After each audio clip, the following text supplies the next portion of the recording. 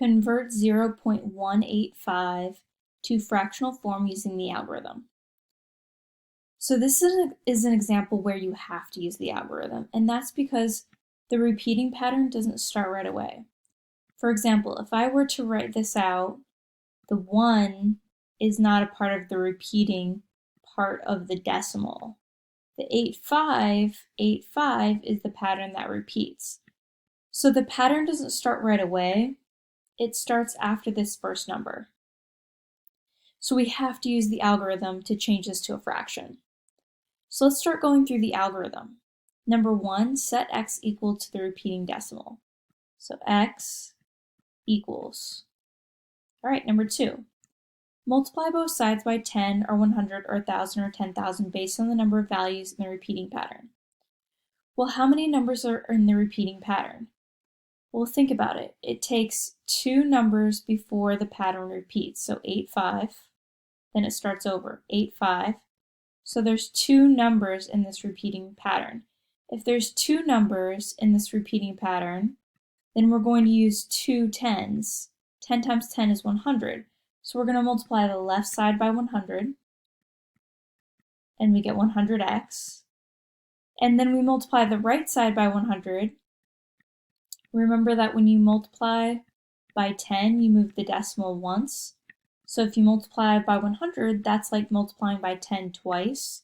So you move the decimal twice to the right. So this becomes 18.58585, etc. So the decimal ended up between 8 and 5. So we've completed step 2. We're on to step 3. Subtract x from each side and subtract that original repeating decimal from the other side. All right, so I subtract x on this side. And if I subtracted x on this side, those would not be like terms, so we couldn't combine them, so that's not going to help. Instead, on the other side, you subtract what x equals. Well, x equals 0.18585, and it goes on forever.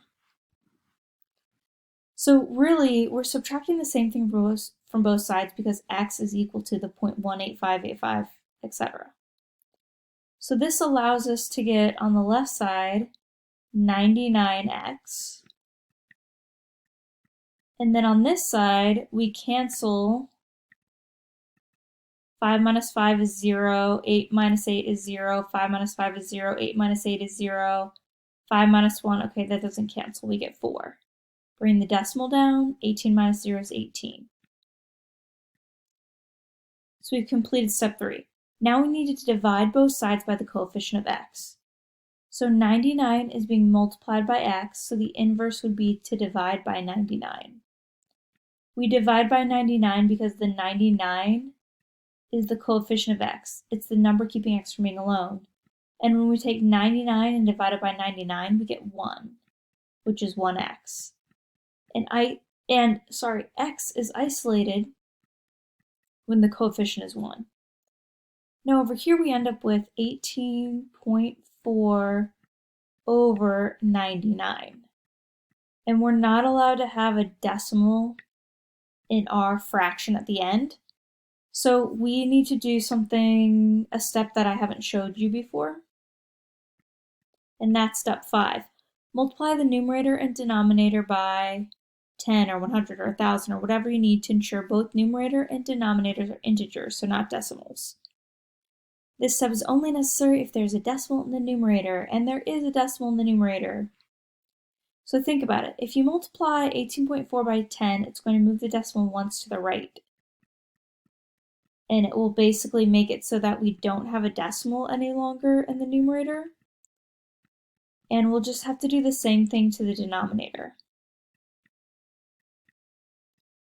So when you multiply by 10 and 10 again, essentially we're multiplying by the fraction 10 over 10, and 10 over 10 equals 1. So we're multiplying by 1 really.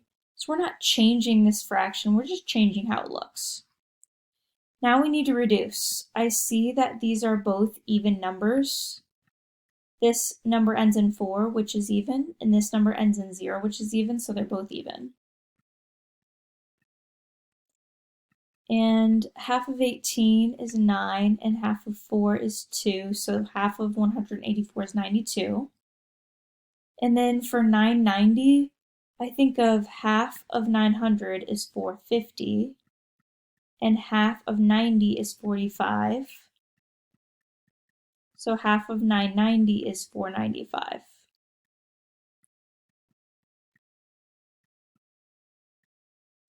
All right, then to make sure that there's nothing else we can divide them both by, what I'm going to do is I'm going to split up 92 into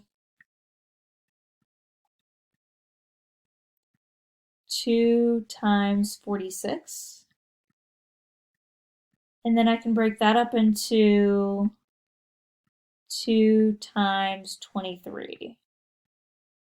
So this is the prime factorization of 92. So all I need to do is check these prime factors. See if 495 is divisible by 2. Well, 495 is not even, so you can't divide it by 2. Now we just need to see if 495 you can divide by 23.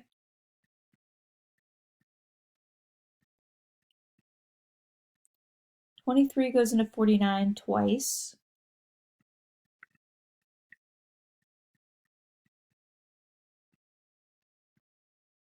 And 23 goes into 35 once. I'm going to have to move this over so I have enough room to subtract this.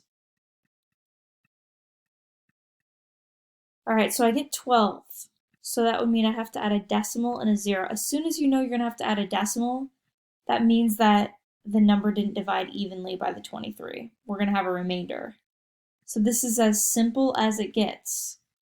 So we also reduce the fraction. So we have completed all the steps in the algorithm to change this repeating decimal to a fraction.